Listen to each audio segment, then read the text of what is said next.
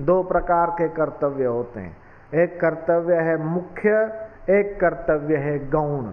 गौण कर्तव्य बेटा होने के नाते बाप की सेवा करना, ये बेटे का कर्तव्य है। बाप होने के नाते बेटों को पढ़ाना, स्कूल भेजना, उनकी एजुकेशन का ध्यान देना और उनको योग्य बनाना, ये बाप का, माँ का कर्तव्य है। पत्नी होने के नाते पति की और घर की सेवा करना पत्नी का कर्तव्य है, और पति होने के नाते अपनी माँ बाप की सेवा और पत्नी की सुरक्षा रखना और उसकी संभाल करना, उसका भरण पोषण करना, ये पति का कर्तव्य। इस प्रकार एक ये है घरेलू कर्तव्य, कौटुंबिक कर्तव्य। फिर एक होते हैं सामाजिक कर्तव्य। हम जिस धर्म में हैं उस धर्म में समाज हमसे अपेक्षा रखता है। अग्रवाल समाज के हैं तो वो अपेक्षा रखेगा कि सामाजिक उनके कार्यक्रमों में हम भाग लें।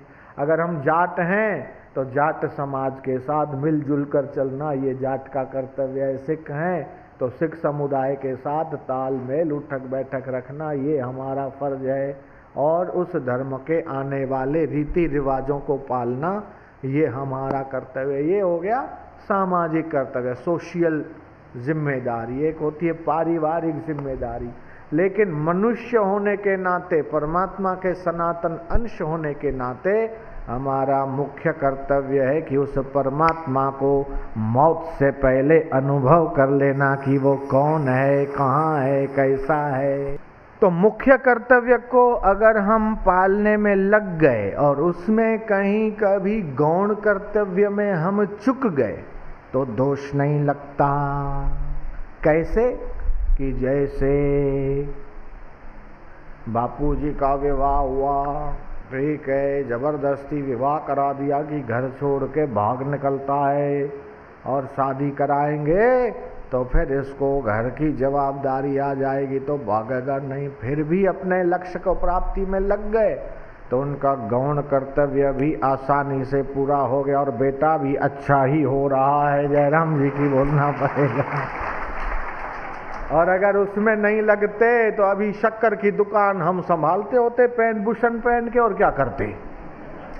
अहमदाबाद में रिटेल का काम था, अभी थोड़ा बहुत होलसेल हो जाता, दिन की 2-4 ट्रक इधर उधर भेज देते, 25-50 हजार, लाख 1.5 लाख कमा लेते और कर करके क्या कर लेते।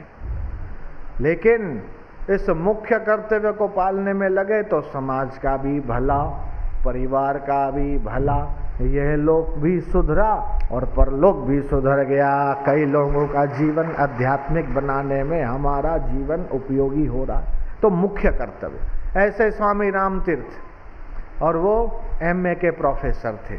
लाहौर पाकिस्तान में है, लाहौर में ओरिएंटल कॉलेज में मैथमेटिक्स पढ़ाते थे कॉलेज के बच्चों को, और भाव भक्ति में धीरे धीरे मन लगता गया। एक बार बरसात के दिन थे, रहा होगा जून के बाद, जून जुलाई के आसपास, छत पे अपने कपड़े वपड़े सुखाने गए या टहलने गए, जो भी, देखा आकाश में बादल। मेरा कृष्ण भी काला है, उसके भी काले काले घुंघरूलू बाल हैं, ये बादल भी काला, मेरा कान्हा भी काला, उसके घुंघरूलू बाल भी काले।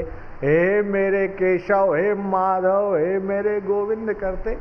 ओ भाव में मजा आया। भाव शक्ति, भाव में मजा आता है। तो शालिग्राम, लेकिन भाव से उसको देखते हैं तो भगवान नजर आता है। तो गोल मटोल पत्थर, लेकिन भाव से देखते तो शिवलिंग नजर आता है। ऐसे ही है तो तुलसी का पौधा, लेकिन श्रद्धा की नजर से देखेंगे तो तुलसी माँ है तो गाय, भाव से देखेंगे तो गैया मैया है तो एक नदी, भाव से देखेंगे तो ये गंगे माँ तकीजे तो गंगा है।